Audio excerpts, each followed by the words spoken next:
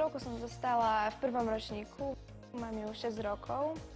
Rada tancujem, ale predtým si musím znižiť dávky inzulínu a upraviť si takisto stravu.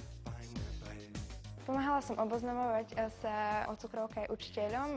Vďaka diašlabikáru sa môžem naučiť, ako mi môžu pomôcť a že môžem robiť to, čo všetci, len som v niektorých veciach obmedzovaná, keď mi príde zle.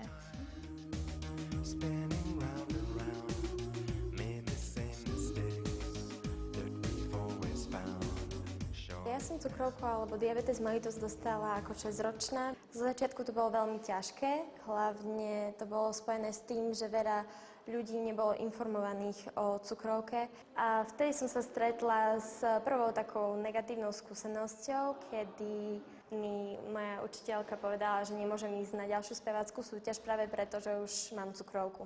Začal som hľadať informácie a tých informácií bolo veľmi málo.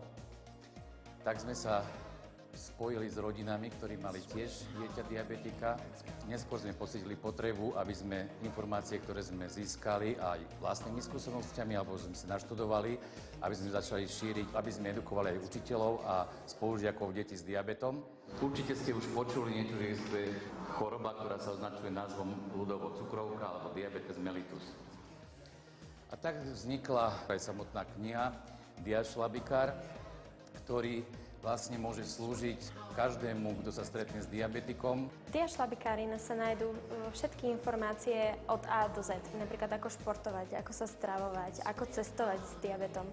Aj keď sa mnohí diabetici boja napríklad niečo robiť, majú tam vysvetlené, ako na to prísť, ako im pomôcť v niektorých situáciách a podobne. Ten počet diabetikov na svete sa stále zvyšuje, preto sa môže stať, že aj niekto ďalší ochorie a mali by ste aj ako gymnazisti mať tú všeobecnú inteligenciu alebo všeobecné vzdelanie a vedieť o tom, ako diabetikom pomôcť.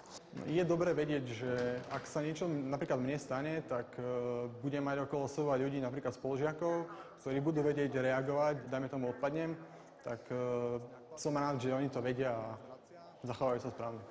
Diašlabikár vznikol s podporou Nadácie pre deti Slovensko z fondu Hodina deťom. Tento diašlabikár sme dostali do všetkých ambulancií detských diabetológov na Slovensku.